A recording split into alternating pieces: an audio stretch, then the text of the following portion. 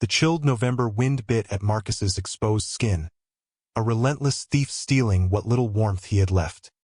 He huddled on the park bench overlooking the churning gray river, pulling the thin fabric of his jacket tighter around his small daughter, Lily, who shivered against his chest. Her tiny hand, cold as ice even through his worn shirt, clutched a crayon-drawn picture of a smiling sun, a stark, colorful defiance against the bleakness of their reality. They had lost their small apartment 2 days ago, and the shelter was full. The car had run out of gas that morning, leaving them stranded in this manicured park on the wealthy side of town, a place that felt like another planet. "Daddy, is the sun sleeping?" Lily's voice was a small, hopeful whisper against the roaring wind. How could a man who felt like a ghost, a failure in every conceivable way, answer a question so full of innocent light? He kissed the top of her head, the scent of her strawberry shampoo a painful reminder of simpler times. "He's just hiding, sweet pea. He'll be back." It was a lie, one of many he'd told her lately. A lie to protect her from the cold, hard truth that their world had shrunk to this single, freezing bench. As he scanned the river, a desperate prayer forming on his lips, he saw it. A flash of crimson near the old stone bridge. A woman, her elegant coat snagged on a low-hanging branch over the violent current, had slipped on the slick, leaf-strewn path. Her feet went out from under her, and with a cry that was swallowed by the wind, she tumbled into the icy water. For a frozen second, the world stood still. No one else was around. It was just him, his daughter, and a stranger being pulled under by the river's merciless grip. Without a second thought, Marcus gently set Lily down on the bench, wrapping his own jacket around her small frame.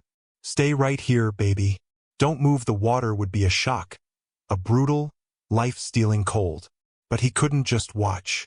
He couldn't let another person be swallowed by the darkness. He was a former lifeguard, a certification that felt like it belonged to another man in another lifetime, but the training was etched into his muscle memory. He kicked off his worn sneakers and sprinted towards the riverbank, his heart pounding a frantic rhythm against his ribs. He hit the water in a shallow dive, the shock of the cold so intense it felt like 1,000 knives stabbing into his skin. It stole his breath, but his eyes were locked on the flailing figure, her red coat a beacon in the murky water. He pushed through the current, his arms burning, his legs screaming in protest. He reached her just as her head slipped beneath the surface for the third time.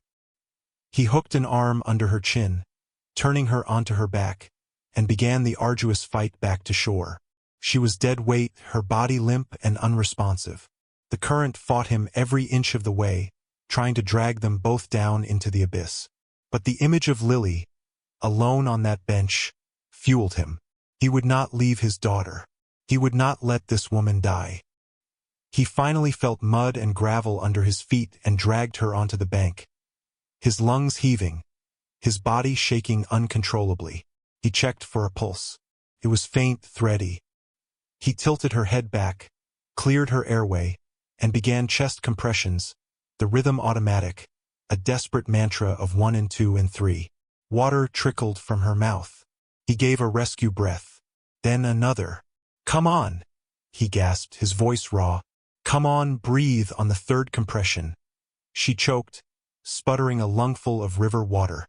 Her eyes fluttered open, dazed and terrified. They were the color of storm clouds, a startling gray against her pale skin. He rolled her onto her side as she coughed violently. Sirens wailed in the distance. Someone must have seen them and called for help. He pulled her further from the water's edge, ensuring she was safe. He saw the paramedics rushing down the hill. His job was done. He looked back at the bench. Lily was watching, her small face a mask of fear. He couldn't let them see her, couldn't let them ask questions he couldn't answer. They would take her away from him. That fear was colder than any river. He scrambled back to his feet, his wet clothes clinging to him like a second skin, and ran to his daughter. He scooped her up, his jacket falling away, and disappeared into the maze of trees at the edge of the park just as the first responders reached the woman in the red coat. He didn't look back. He didn't know her name. He didn't see the platinum watch on her wrist or the diamond earrings glittering in her ears. He only knew he had a little girl to protect. And in their world, heroes didn't have time for accolades. They just had to survive until the sun decided to stop hiding. Serafina Sterling awoke to the clinical scent of antiseptic and the soft, rhythmic beep of a heart monitor. A sterile white ceiling greeted her, a stark contrast to the terrifying, murky gray of the river that filled her last memory. A doctor with kind eyes and a clipboard explained what had happened. Hypothermia, near drowning. She was lucky, incredibly lucky. The man who pulled you out, the doctor said, checking her chart. He was gone by the time the ambulance arrived, didn't leave a name. A real hero, the words echoed in her mind. A hero. She remembered the feeling of strong arms around her. A desperate, gasping voice urging her to breathe. She remembered the briefest glimpse of a man's face, etched with exhaustion and fierce determination, before she lost consciousness. He had saved her life and then vanished. In Serafina's world, nothing was free. Every action had a motive, every kindness a price tag. People fawned over her, not for who she was, but for her name, for the multi-billion-dollar tech empire, Sterling Innovations, that she had inherited and tripled in value. A man who would risk his life for a stranger and then walk away without asking for a reward was an anomaly, a puzzle she felt compelled to solve. From her private hospital suite, she made a single phone call. Find him, she commanded her head of security, a man whose skills bordered on supernatural. He was at Riverside Park around 2 p.m. He might have had a child with him. Spare no expense, the search was extensive but delicate. Her team combed through park security footage, cross-referenced city records, and interviewed the few people who were in the area. The image they finally captured was grainy. A man, soaked to the bone, scooping up a little girl and disappearing into the woods. It wasn't much, but it was a start. They traced his path, using traffic cameras and witness accounts of a man and a child walking for miles in the freezing cold. The trail led them to the city's forgotten corners, to shelters and soup kitchens, and finally, to a dilapidated apartment building with a broken lock and the pervasive smell of damp despair. They found his name, Marcus Thorne, a former mechanic, laid off 6 months ago. His wife, Maria, had died from a sudden illness a year prior, leaving him with a mountain of medical debt and their 6-year-old daughter, Lily.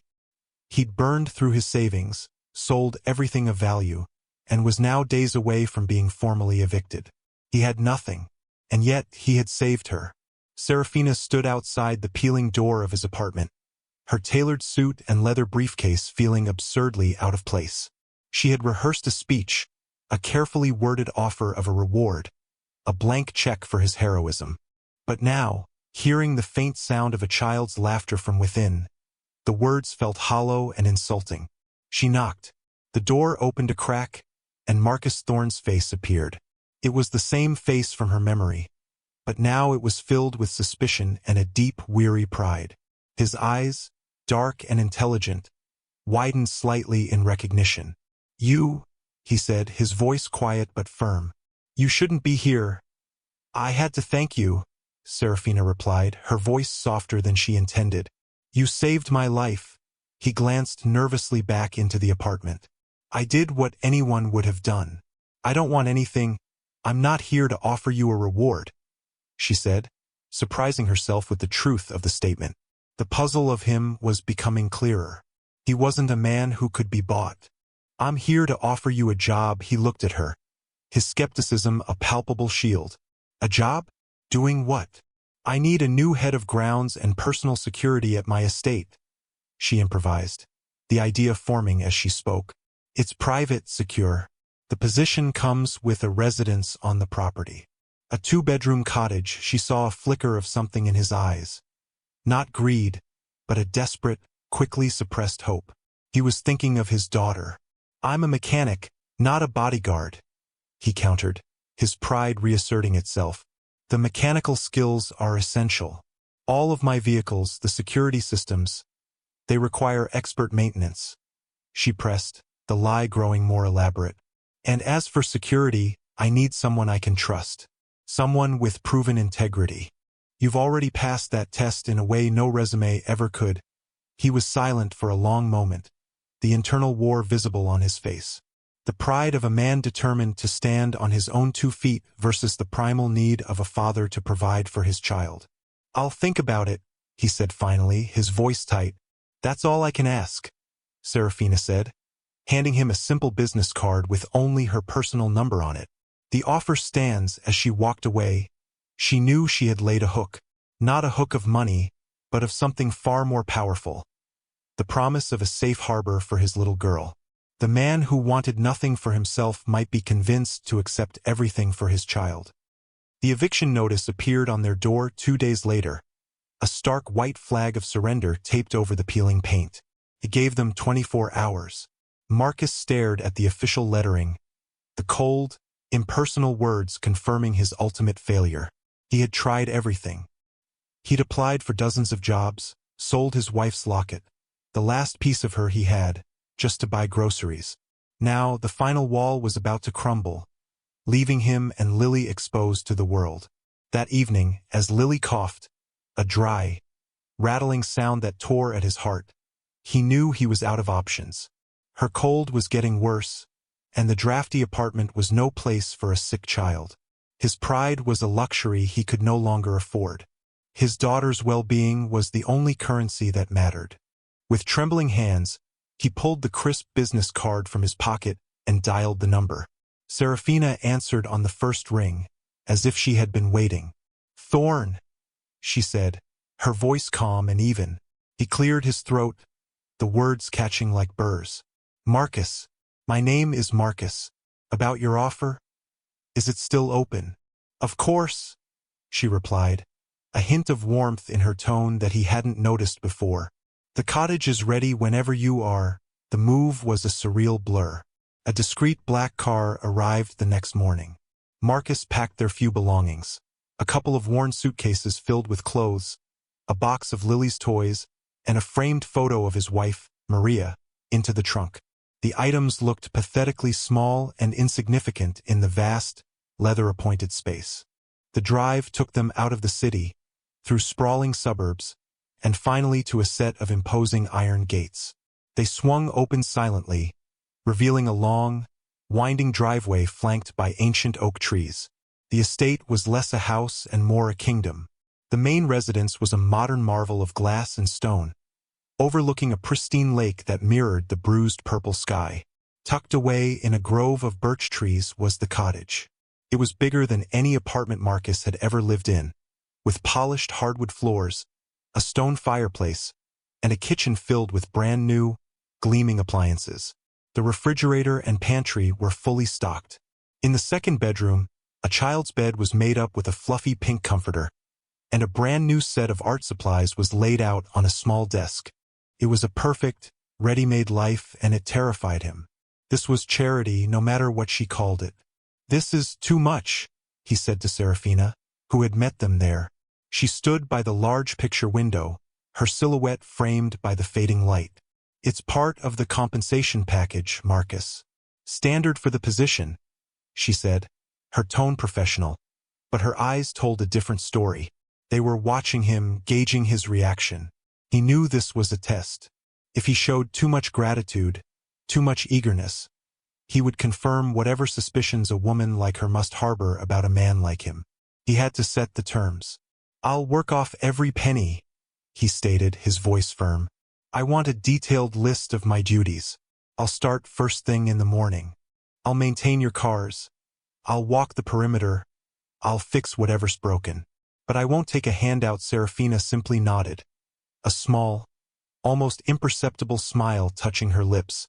"I expect nothing less." Lily, who had been exploring with wide-eyed wonder, ran back into the room, clutching a piece of paper.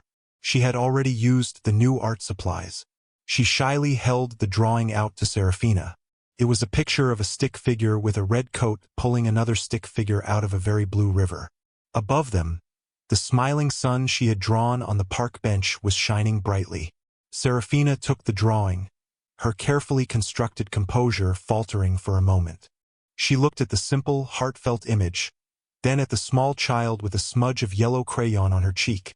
and finally at Marcus, the proud, defiant man who was willing to swallow his pride for his daughter. "Thank you, Lily," she said, her voice barely a whisper. "It's beautiful.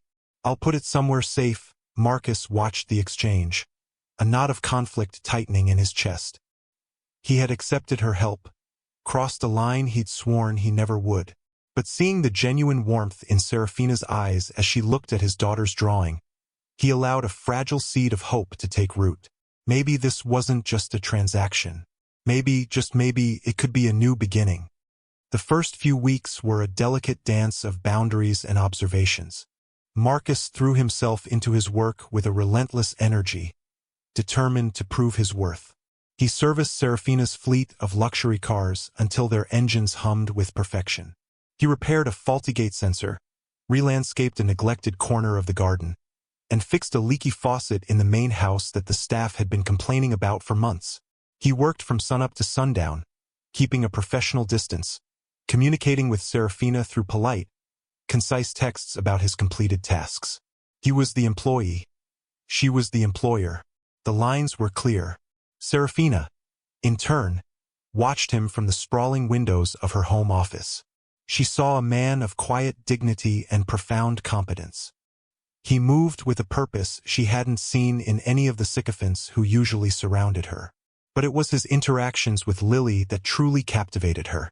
She would see them in the evenings, kicking a soccer ball on the vast lawn or having a picnic by the lake where he had saved her.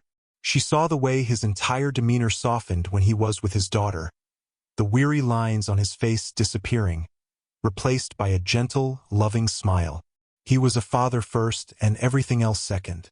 The true bridge between their two disparate worlds was Lily. Unburdened by class consciousness or social etiquette, she saw Serafina not as a reclusive billionaire, but as the nice lady in the big house who liked her drawings. One afternoon, Lily marched up to the main house, a fistful of dandelions in her hand, and rang the bell. When Serafina answered, looking surprised, Lily held out the wilting flowers. "These are for you, Miss Sarah," she said with the solemn importance only a 6-year-old can muster. "Daddy says they're weeds, but I think they're wishes." Serafina was momentarily speechless.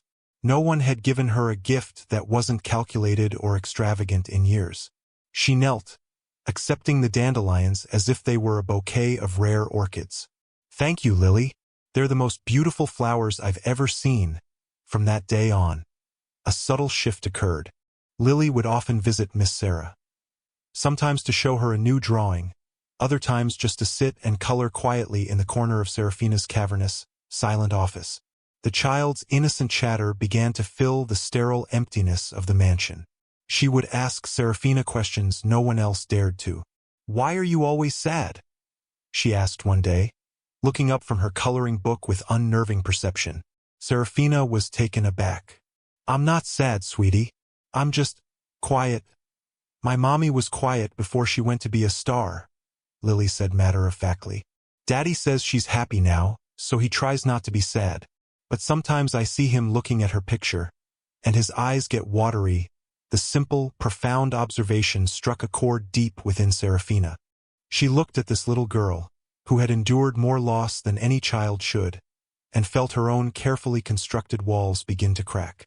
Marcus, mortified, tried to apologize for his daughter's intrusions, but Serafina waved it off. "Please don't. Nice. The house is too quiet." The professional distance began to blur. Serafina started finding excuses to talk to Marcus directly, asking his opinion on estate matters that were far beyond his job description. They spoke of engine specifications and security protocols, but beneath the surface, they were learning the rhythms of each other's speech, the nuances of their expressions. One evening, she found him in the garage, staring at the sleek engine of her vintage Aston Martin. "It's a beautiful machine," he said, running a hand gently over the polished chrome. "They don't make them like this anymore. Solid, dependable." "It was my husband's," she heard herself say, the words slipping out before she could stop them. It was the first time she had mentioned him to anyone outside her immediate family in years. Marcus turned to look at her, his expression softening with an empathy that was devoid of pity. He didn't offer platitudes or apologies. He just nodded, a silent acknowledgement of their shared, unspoken grief. In that quiet moment, surrounded by the smell of oil and metal, the gap between the billionaire and the mechanic narrowed. They were just two people who understood what it meant to lose a part of their own soul. The foundation of trust was being laid, not with grand gestures, but in the silent spaces, the shared glances, and the innocent wisdom of a little girl with a pocket full of weeds. A late autumn storm rolled in one Friday evening, a violent tempest that rattled the great glass windows of the main house and knocked out the power to the entire estate. Marcus, ensuring the backup generators for the main house kicked in, got a text from Serafina. The generator for the cottage is down. The breaker won't reset. Can you look at it? He pulled on a heavy raincoat and made his way through the lashing rain. When he arrived at the cottage, he found that not only was the generator out, but a fallen branch had smashed the window in Lily's bedroom. Rain was pouring in, soaking her bed. Lily was huddled in the living room, wrapped in a blanket, her eyes wide with fear from the crashing thunder. "We can't stay here tonight," Marcus said, his mind racing. "It's too cold, and I need to board up that window." Just then, his phone buzzed. It was Serafina. "Forget the generator. Just come to the main house. Both of you. The guest wing is prepared." There was no room for pride, not when his daughter was shivering. He carried Lily through the storm to the imposing front doors of the mansion. Inside, the house was a warm, brightly lit sanctuary against the chaos outside. Serafina met them in the foyer, her usual severe business attire replaced with a soft cashmere sweater and leggings. She looked younger, more vulnerable. "I've had Mrs. Gable make up the rooms," she said, referring to her housekeeper. "And there's hot chocolate in the kitchen," after settling a now sleepy Lily into a guest room that was larger than their entire old apartment. Marcus found Serafina in the grand library. A fire crackled in the hearth, casting flickering shadows on shelves packed with thousands of books. She was standing by the mantelpiece, holding a silver-framed photograph. As he drew closer, he saw it was a picture of her with a smiling, handsome man. Her husband. "His name was Liam," she said softly, not turning around. "We met in college. He was a dreamer, an architect who wanted to build beautiful, sustainable things. He didn't care about my family's money. He just cared about me." She finally turned to face him, her eyes glistening in the firelight. "We had it all planned out. A life, family. Then, 3 years ago, a drunk driver ran a red light. Liam and our son, Leo, he was only 4. They were killed instantly." The confession hung in the air, raw and heavy. The carefully composed CEO was gone, replaced by a grieving wife and mother. Marcus felt a profound, aching connection to her pain. He knew this grief. He lived with its ghost every single day. He walked over to the fireplace, his heart heavy with her sorrow. "Her name was Maria," he said, his own voice thick with emotion. "She had a laugh that could make you forget all your troubles. She was a nurse. She spent her life taking care of other people. Then one day she got a headache that wouldn't go away. An aneurysm. She was gone in a matter of hours." Lily was 5-inch. He pulled out his worn leather wallet and took out the faded, creased photo he always carried. It showed a vibrant, smiling woman with Lily in her arms. He handed it to Serafina. She took it gently, her fingers brushing his. She studied Maria's face, her expression one of deep, shared understanding. "She's beautiful," she whispered. They stood there for a long time in the warm, firelit silence, two survivors from different worlds, bound together by the common, brutal language of loss. The storm raged outside, but inside the library, a different kind of storm had broken. The walls they had so carefully constructed between them had finally crumbled, washed away by a flood of shared vulnerability. In that moment, she was not the billionaire heiress and he was not the hired help. They were just Serafina and Marcus, two lonely souls finding a flicker of light in each other's darkness. The foundation of trust had solidified into a deep, unbreakable emotional bond. In the weeks that followed the storm, the atmosphere on the estate transformed. The rigid lines of employer and employee dissolved into the soft, comfortable contours of something resembling a family. Marcus no longer confined himself to the garage and grounds. He became a quiet, steady presence in the main house. He'd make coffee in the morning and leave a mug on the counter for Serafina before she came downstairs, knowing she always forgot to eat breakfast. She, in turn, started leaving her office at a reasonable hour, drawn to the sound of Marcus and Lily's laughter in the garden. Dinners became a regular occurrence. The three of them would eat together in the vast, formal dining room, which Lily's cheerful presence somehow made feel cozy and small. She would recount her day at the local school she now attended, her stories filled with the charmingly epic dramas of the first grade. Serafina, who hadn't shared a meal with anyone at that table in 3 years, found herself laughing. Real, uninhibited laughter that felt foreign and wonderful. She loved watching Marcus with his daughter. He was patient, firm, and endlessly loving. He listened to Lily's stories with the focus and respect one might give a world leader, his love for her a palpable force that filled every room they were in. And Marcus began to see the woman beneath the sterling name.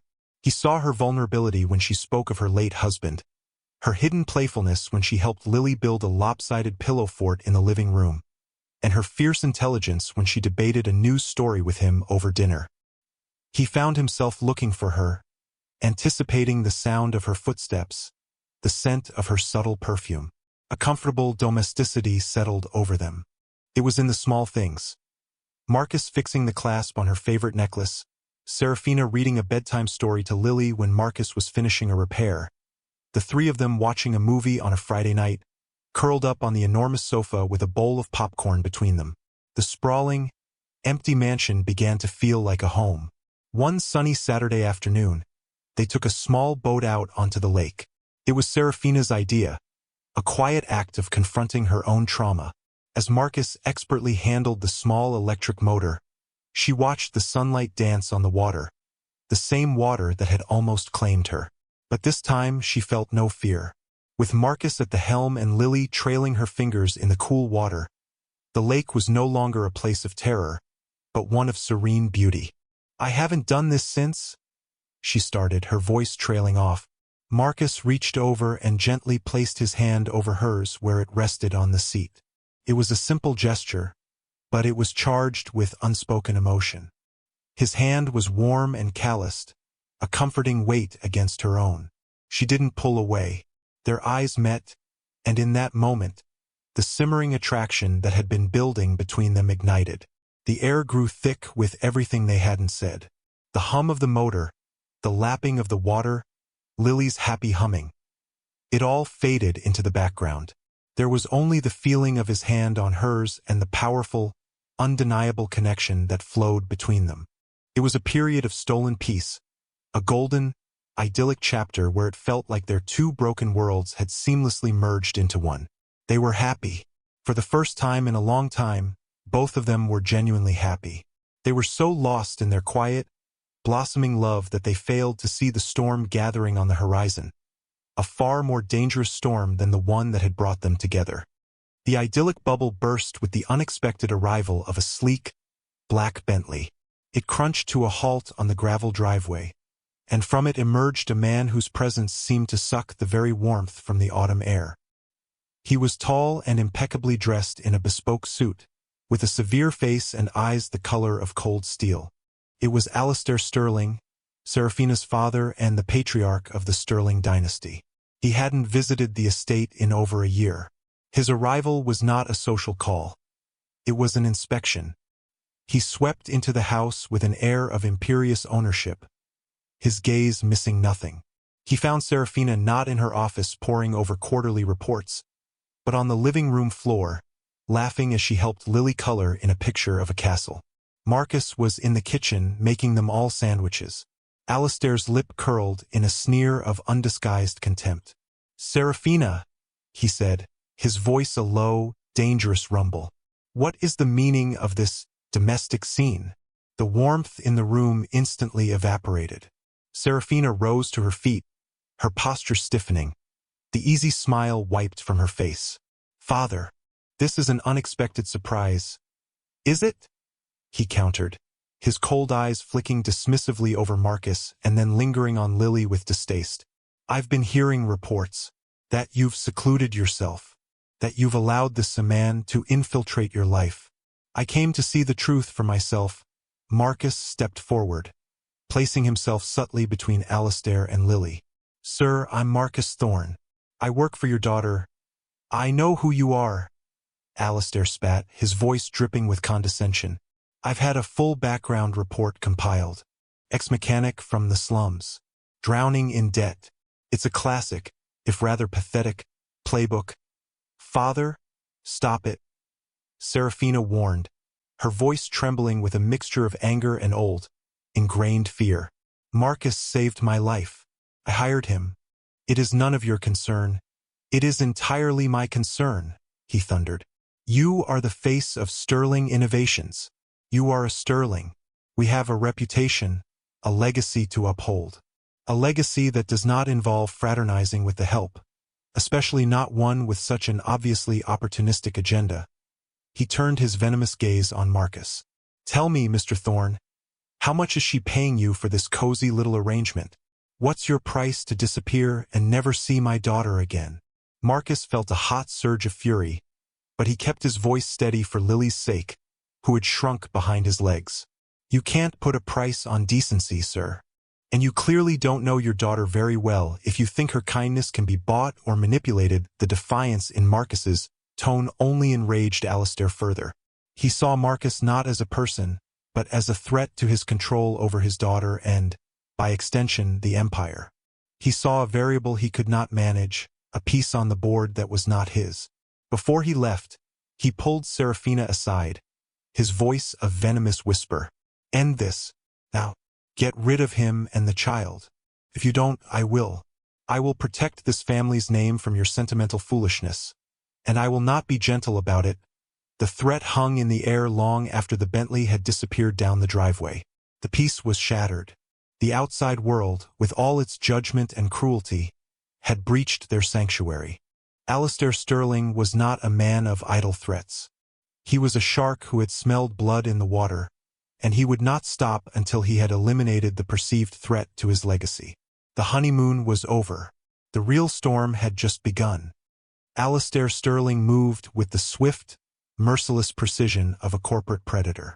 A week after his visit, the attack came. It wasn't a direct confrontation but a surgical, public execution. An exclusive story broke in a major financial journal, the kind read by every investor and board member associated with Sterling Innovations. The headline was sensational and damning. "Grieving heiress preyed upon by ex-convict.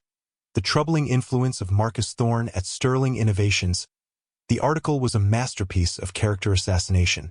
It painted Marcus as a cunning grifter who had staged the drowning rescue to insinuate himself into Serafina's life. It twisted his past, magnifying a minor youthful indiscretion, a sealed juvenile record for shoplifting a loaf of bread when he was a starving teenager, into a history of criminal behavior.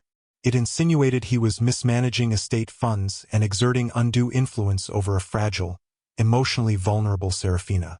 The story was filled with anonymous quotes from concerned sources and family friends, all clearly fed to the journalist by Alistair. The fallout was immediate and catastrophic. The stock for Sterling Innovations dipped. The board of directors called an emergency meeting. Serafina's phone rang incessantly with calls from panicked investors and condescending relatives. The narrative was set. She was a weak, foolish woman, and he was a dangerous parasite. Marcus saw the article online and felt the blood drain from his face. He felt sullied, violated. They had taken his poverty, his grief, and his past struggles and weaponized them against him. But his primary emotion wasn't anger for himself. It was a crushing guilt for the damage he had inadvertently brought upon Serafina. He had been her safe harbor, and now he was the storm that threatened to sink her. He found her in her office, staring out the window, her back rigid. The article was displayed on her large monitor. "Serafina, I am so sorry," he began, his voice thick with shame. "I never wanted any of this to happen. I'll pack my things. Lily and I will be gone by morning. I'll release a statement. Tell them it was all a misunderstanding. I'll disappear. He'll have one, and your life can go back to normal. She turned to face him, and he was shocked to see not defeat in her eyes, but a cold, blazing fury he had never witnessed before. Go back to normal? She said, her voice dangerously quiet. My normal was an empty house and a life devoid of joy. My normal was a prison of grief I had accepted as my reality. You and Lily, you are the best thing that has ever happened to me. Do you think I would